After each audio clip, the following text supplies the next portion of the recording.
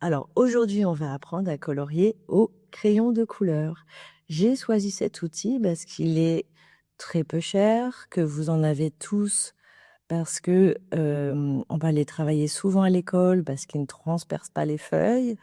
Donc on va expérimenter plein de choses. Je vais vous montrer différentes techniques pour que vous soyez le plus autonome possible avec cet outil. Alors, on va faire un mélange que vous connaissez bien, le vert. On pose d'abord le jaune et après le bleu.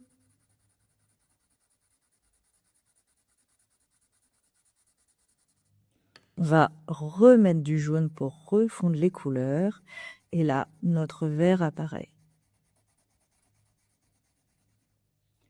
Si on veut refaire un petit contour noir autour, on peut. Si vous débordez sur vos coloriages d'ailleurs, n'hésitez pas à repasser un petit filet noir pour redéfinir l'ensemble. D'accord? Alors, un crayon, il y a la pointe, mais il y a aussi le plat du crayon. Alors, ce qui est important, c'est que on peut travailler avec les doigts très proches de la mine comme ça. Souvent, moi, quand j'ai à colorier, j'éloigne ma main du crayon et je vais pouvoir venir faire une zone un peu plus large. Et il va y avoir moins de traits en plus. D'accord? Alors, il y a un geste qui est aussi important, mais qui vient avec le temps, c'est de passer comme ça.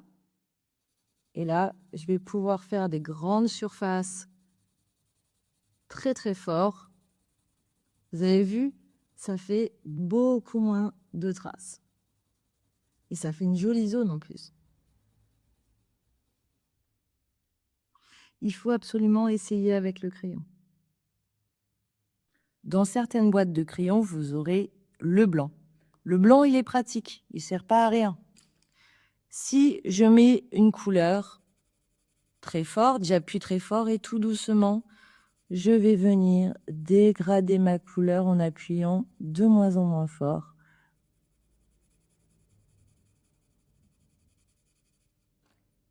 Je vais passer une couleur sombre pour faire encore plus fort.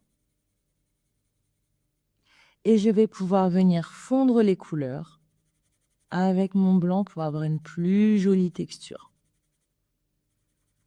Le blanc va venir enlever un certain nombre de traces de crayon. Là, je vais reprendre du bleu foncé.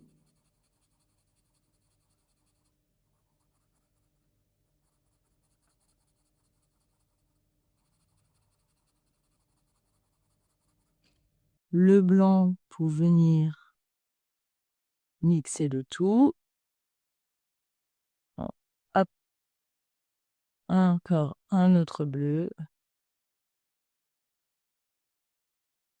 Et comme ça, la veste de mon petit ours, elle prend son volume.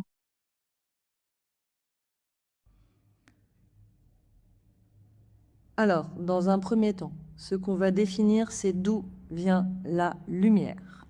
Alors, on va décider que la lumière, on va faire une petite croix jaune, elle vient de là. Et que mon ombre, elle va se positionner plutôt par là. D'accord? Donc, la lumière, elle est comme ça. Et mon ombre, on va pouvoir les mettre sur les éléments quand ils seront du côté gauche. Alors, qu'est-ce que ça va donner concrètement? Par exemple, si on fait cette étoile-là, eh ben, on va faire le côté droit lumineux,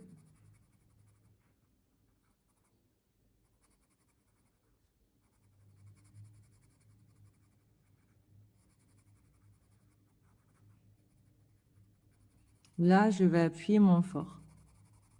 Parce qu'il faut quand même qu'il y ait une transition dans les couleurs. Donc là, j'appuie fort. Et là, je libère le crayon. De l'autre côté, qu'est-ce qu'on va prendre qui est un peu plus fort? Un brin. Donc là, on va appuyer fort et plus on va venir vers le jaune, plus on va aller doucement. Donc, hop.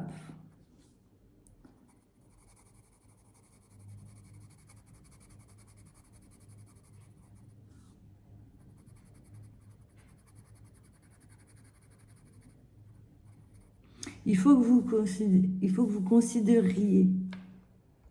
Alors, quand je découvre un dessin, je sais qu'il va falloir que je fasse en premier les plus grandes zones et à fur et à mesure, tout doucement, je vais aller vers les détails, les petites choses comme ça. Parce que là, j'ai des très grandes zones et des toutes petites zones. Donc, pour poser une grande zone, qu'est-ce que je fais? Alors, je vais aller tout doucement. Alors, soit de droite à gauche, comme ça, soit, comme on a vu tout à l'heure, en venant... Alors, là, je vais finir le dessin du livre. On va dire que c'est comme ça. Tac. Je couche mon crayon.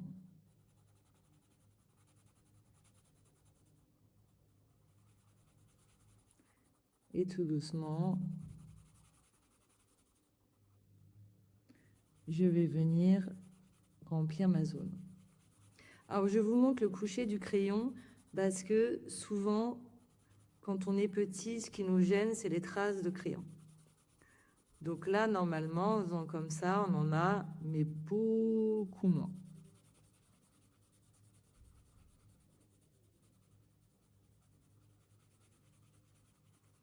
Voilà, et je vais venir tout doucement remplir ma zone.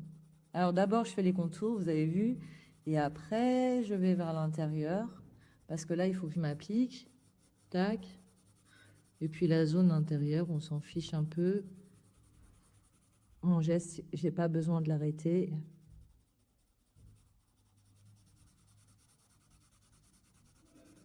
Ça va plus vite aussi hein, de coucher le crayon. Hein.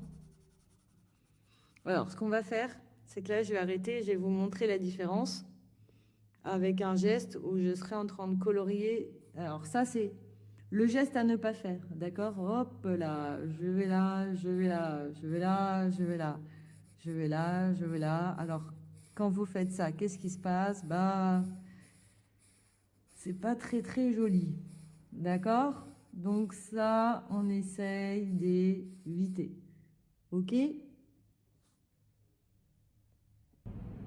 Donc, ce qu'on va faire, c'est qu'on va prendre une couleur froide, par exemple le bleu.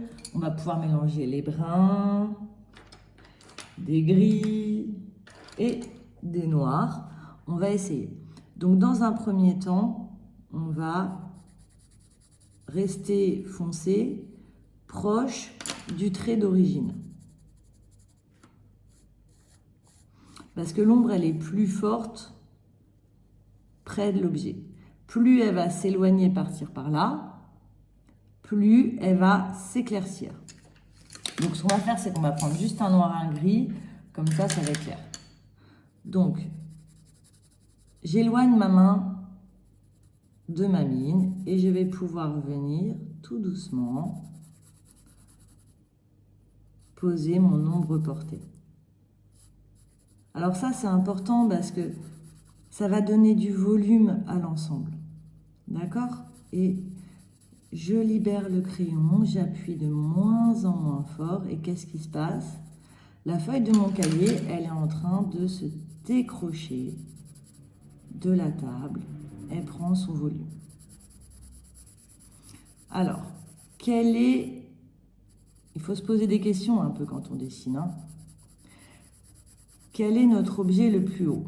Là, notre petit ours, il a un drapeau qui semble passer devant les pages du livre.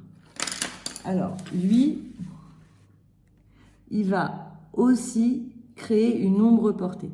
Donc, je reprends comme ça et je vais reproduire la forme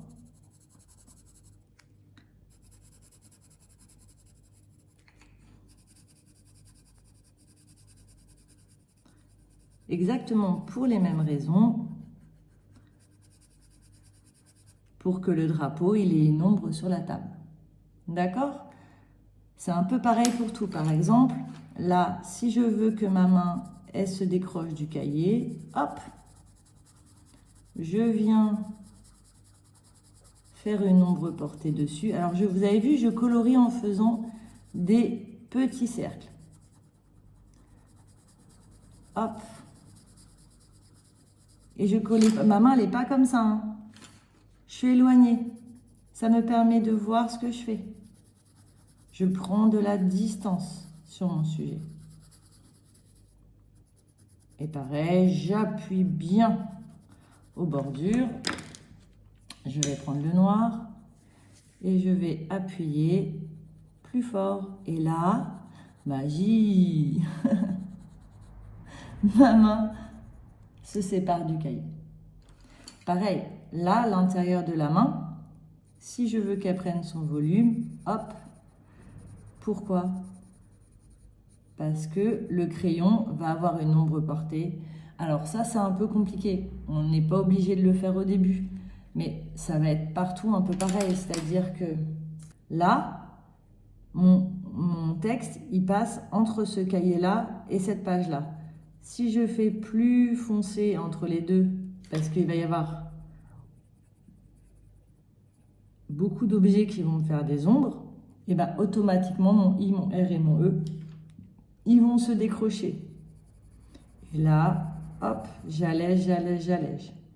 Là, c'est pareil. Par exemple, là, on a une sorte de petite balle. Alors, la balle, ça va créer une ellipse au sol. Alors, je fais mon ellipse. Alors, ça, c'est un peu dur techniquement, mais il faut essayer. Ça fait comme un petit cercle. Et mon objet, tout de suite, il ressort. Et on va le voir comme s'il était posé sur la table. Ça, c'est très important parce que c'est ce qui va donner vraiment l'impression d'un volume. D'accord? Alors, attendez, je vous mets ça bien. Voilà. Donc là, par exemple, on a décroché le cahier, on a commencé à décrocher la main, on a décroché un peu les textes, et là, on a fait la balle. Alors, il y a un élément qui est fondamental, c'est de colorier dans le sens du volume. On va imaginer qu'on veut faire un trait, que ma licorne, elle ait des traits de couleur. Imaginons, je fais un trait comme ça. Qu'est-ce qui se passe? J'ai fait un trait droit sur un volume cylindrique. Donc, automatiquement, c'est la catastrophe. On n'aura jamais l'impression d'un volume. Maintenant, je vais juste faire ça. Hop! Et je vais venir colorier tout doucement.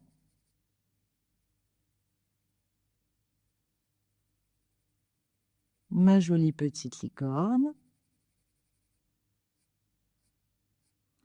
Alors, je pose les couleurs aussi en suivant le volume. Alors,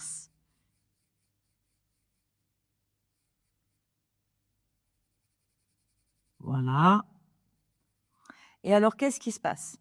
J'ai une partie haute et j'ai une partie basse. Automatiquement, la partie basse, elle va avoir moins de lumière que la partie haute. Donc, si j'ai plusieurs roses et que j'en ai un ou un rouge, c'est légèrement plus foncé, on peut prendre des bruns. Je vais venir retravailler les parties basses. Parce que je sais que la lumière, elle vient plus difficilement dans les parties basses que les parties hautes. D'accord? Alors, regardez, je vais même... alors, on évite de venir trop rehausser avec des noirs. On va plutôt prendre des bruns. Ou...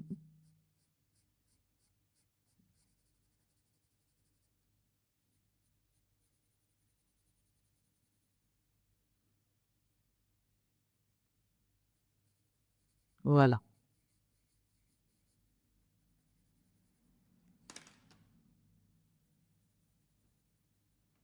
Donc là, automatiquement, mon petit ours, il commence à prendre son volume. Et vous voyez, j'essaye de tourner, d'avoir un geste dans le sens du volume. Et si j'en faisais une deuxième, elle serait à côté, là.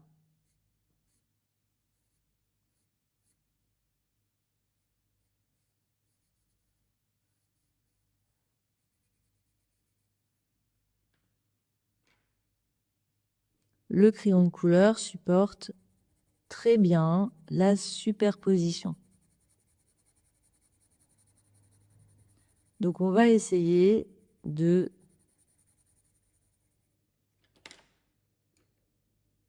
superposer les couleurs. Alors, ce qu'on peut faire, bien entendu, c'est du motif. Imaginons que notre petit pirate, il est des croix. On peut y aller avec des croix. Voilà. On ne sait pas le motif du siècle, mais voilà. D'accord? Après, par exemple... Alors, mes petits aventuriers du crayon en herbe, bon, j'espère que vous avez compris plein de choses, que vous allez expérimenter. Et surtout, n'oubliez pas quelque chose de très important. Il faut oser essayer, oser se tromper. C'est pas grave. Si vous découvrez des choses, c'est ça qui est important. D'accord? Donc, on essaye, on travaille, on expérimente. Et si on se trompe, on recommence. D'accord? Allez, je vous dis au revoir, bonnes expérimentations et n'oubliez pas, l'important, c'est de faire.